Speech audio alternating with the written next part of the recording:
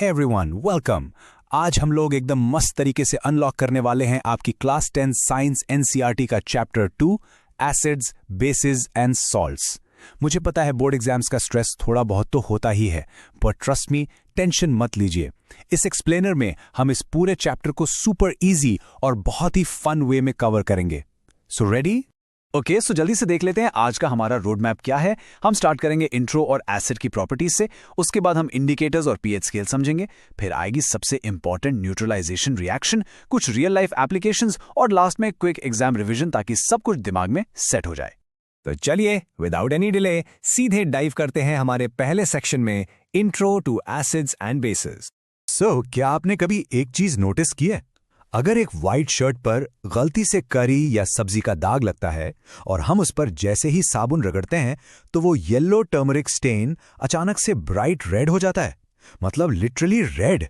ये कोई मैजिक नहीं है, इट्स प्योर केमिस्ट्री। ये एक्चुअली हल्दी और साबुन के बीच का एक केमिकल रिएक्शन है। अब इस मिस्ट्री को सॉल्व करने के लिए let's look at the properties of acids and basis.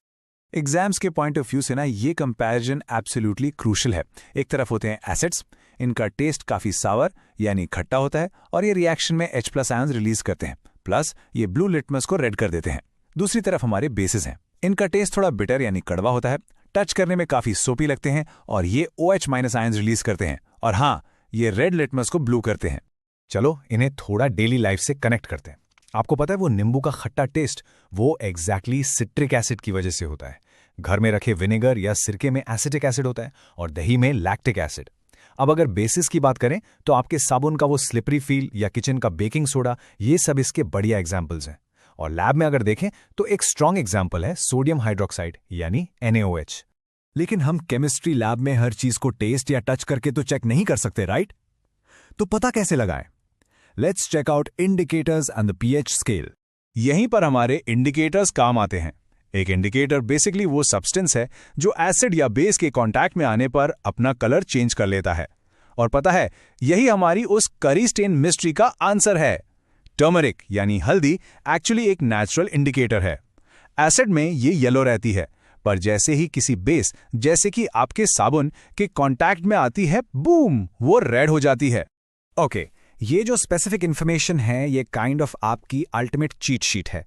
इसे अच्छे से याद कर लीजिए क्योंकि सीबीएसई बोर्ड एग्जाम्स में डायरेक्ट टेबल बेस्ड क्वेश्चंस आते हैं। लिटमस एसिड में रेड और बेस में ब्लू होता है। फिनोल्फ्थेलिन एसिड में कंप्लीटली कलरलेस रहता है पर बेस में आते ही ब्राइट पिंक हो जाता है। और मिथाइल ऑरेंज एसिड में रेड और बेस में येलो होता है। इसको पक्का ध्यान में रखिएगा।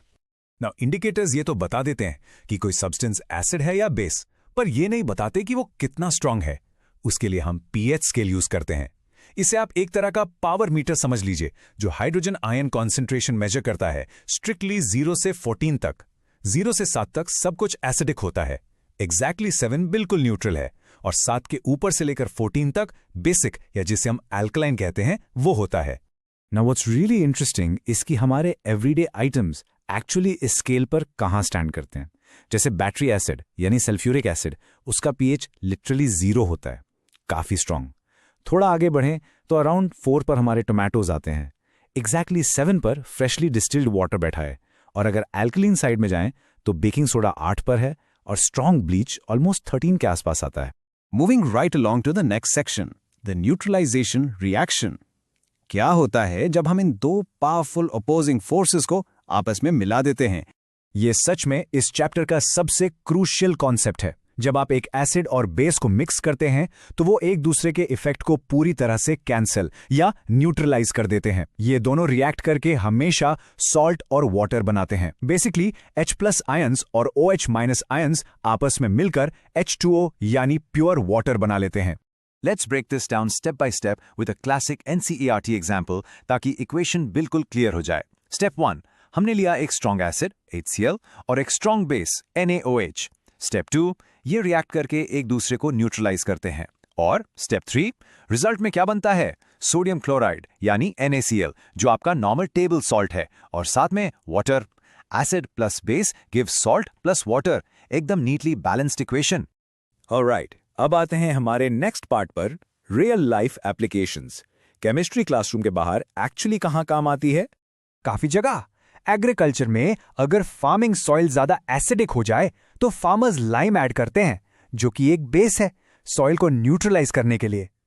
मेडिसिन की बात करें तो जब हमें एसिडिटी या इंडाइजेशन होता है तो हम जो एंटासिड लेते हैं जैसे मैग्नीशियम हाइड्रोक्साइड, वो एक्चुअली हमारे स्टमक के एक्सेस हाइड्रोक्लोरिक एसिड को न्यूट्रलाइज करता है।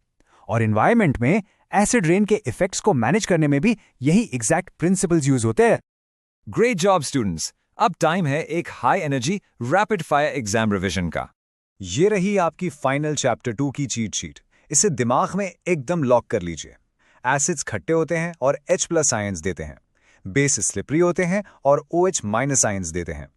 लिटमस टेस्ट में एसिड इसे रेड करता है और बेस इसे ब्लू करता है। पीएच स्केल पर 7 से कम एसिड है, एग्जैक्टली 7 न्यूट्रल है और 7 से ज्यादा बेस है। और सबसे बड़ा golden rule, acid plus base हमेशा सॉल्ट और वाटर बनाते हैं। इस एक्सप्लेनर को फाइनली रैप अप करने से पहले मैं आपको एक इंटरेस्टिंग क्वेश्चन देकर जाना चाहता हूं। आपके हिसाब से आपके खुद के सलाइवा या आपके आंसुओं का एग्जैक्ट पीएच क्या होता होगा? सोचो जरा, क्या वो एसिडिक हैं, बेसिक हैं या कंप्लीटली न्यूट्रल हैं? अपनी एनसीईआरटी बुक ओपन कीजिए और इसको थोड़ा एक्सप्लोर कीजिए। Thank you so much for joining and board exams के लिए ऑल द वेरी बेस्ट।